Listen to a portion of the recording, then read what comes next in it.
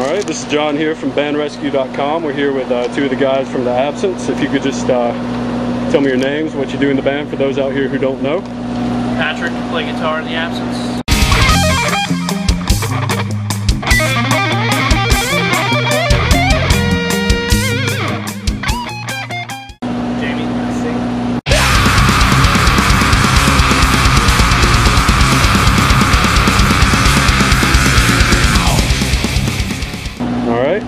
And maybe just for people who don't know, just a little short history of the band. I know you guys are out of Florida, but just a real brief. All right. Well, Patrick and I started the band about 5 years ago. Went through lineup changes, and then we got the lineup you see now. Been this way for about 4.5 years now. Yeah. You know, all right. About a year after we got that lineup, less than a year we got signed. 2005 we put out the grave, so. Now, before you guys got signed, did you do much touring?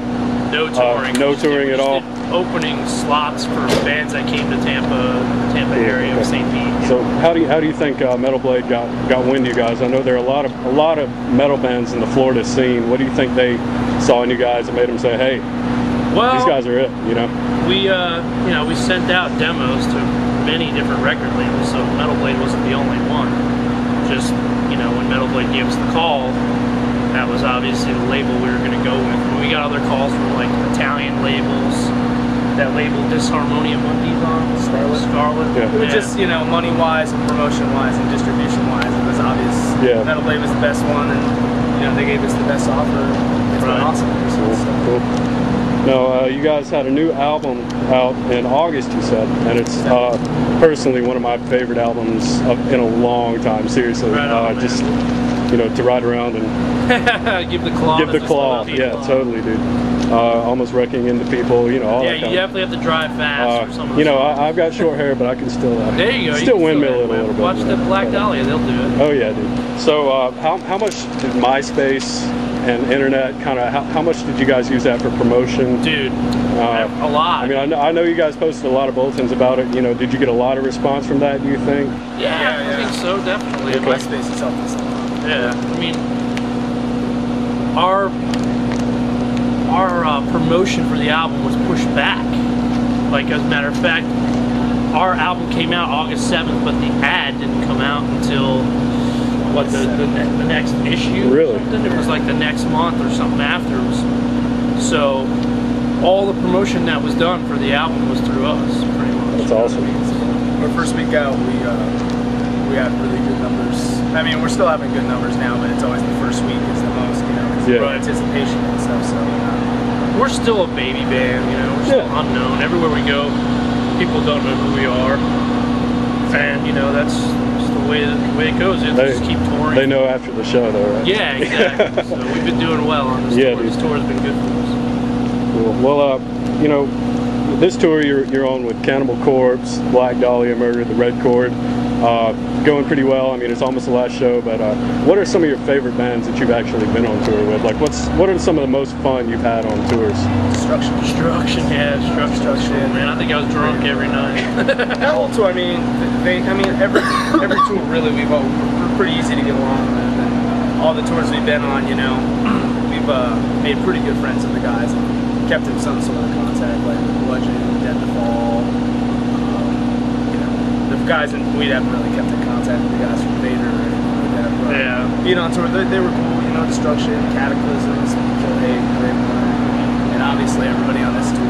Yeah. So it's I don't know, probably this tour is the best. This tour is, I mean, Cannibal Corpse. This tour has definitely been the best. I mean, everyone thinks it's been the best. You can ask anybody in any of the bands. It's been about 35 days, and it felt like it was 3 days. It's like, when they go by real quick, then you know it's a good tour. If it drags on, then it's a shitty tour. Yeah. You guys ever, like when you're out on the road, I mean, some people love it, some people hate it. I mean, it's got to get old, you know, being away from home a lot, but... Yeah, it gets a little shitty, but you got to do what you got to do. Yeah. You know, everybody has ups and downs, but either way, you can't complain, especially when you're on a tour like this. Yeah, I mean... Everything's pretty much, all the venues are catering food and stuff like that, and it's not like... It's not some shithead promoter giving you pizza, it's actually good food. Or dipping out and not giving you pizza like in Chicago. Yeah. You guys have Yeah, I was going to ask actually what your least favorite, like if you'd ever been, you know, screwed over on maybe a guarantee or something like that. I mean, not necessarily by name, that but would be you the know. Vital Remains tour. The booking agent for that tour totally dicked us over. Really? We had to drop off the tour. So Wow. The label is almost the same. Yeah. It's that bad. Yeah. I mean, when you're guaranteed a certain amount of money, and when you get to the venue and the promoter tells you, "Oh, you're not getting paid," you're thinking, "What?" You drive all the way to Raleigh, North Carolina. Play the show. From Florida. From Florida. Wow. Oh, you're not getting paid. Yeah. So that was pretty crappy. You know, Live and learn. Well, maybe we'll talk a little bit about the music now, other than touring. Sure. Obviously, you guys, I know you guys are into a lot of Swedish bands, you know, Opeth, Scar Symmetry, stuff like that. What are some influences you guys have that might, you know, maybe no one knows about? Maybe something that's totally just off the wall, like maybe a guilty pleasure kind of thing that you guys are into? Guilty pleasure. I don't know. I wouldn't call it a guilty pleasure because I don't care. I'll tell everybody what I listen to. You know what I mean?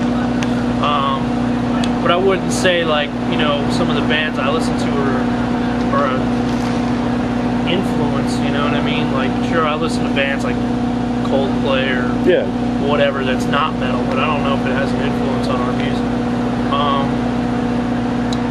I don't know. I know there's a lot of metal bands out there that we listen to that a lot of people don't know about. They don't get any press here in America. I think it sucks. And it's probably like the same thing. People over in Europe who listen to us don't hear about us much over there. So probably both ways. But I don't know. Maybe you can tell them some bands you listen to. I don't know. It's a pretty old band, and you know, it surprises me that people don't know about this band because they're pretty classic. But Edge of Sanity. Edge of Sanity, yeah, definitely. That's probably one of our biggest influences in one way or another, individually. Yeah, people say we sound like At the Gates, but really, I mean, maybe Jamie's vocals come off that way. That's mostly what's right. But like, you know, that's a band that we really didn't listen to as much as bands like Carcass or, you know, Edge of Sanity, Entombed, you know, Dismember, you know, Arch Enemy, Soilwork was a big influence on us. I mean, I think they just have an album out too, don't they? Right, it's coming out soon, yeah. But like, if you listen to like our lead sections and stuff, it's a big Soilwork influence, you know.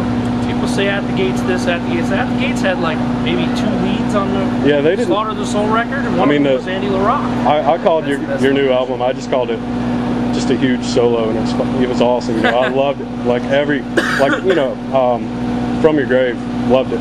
You know, that was 2005. Right. But this one came out, and I went. Well, wow. You know, that's the next one will be even more. Yeah, so. and I love it. I love that.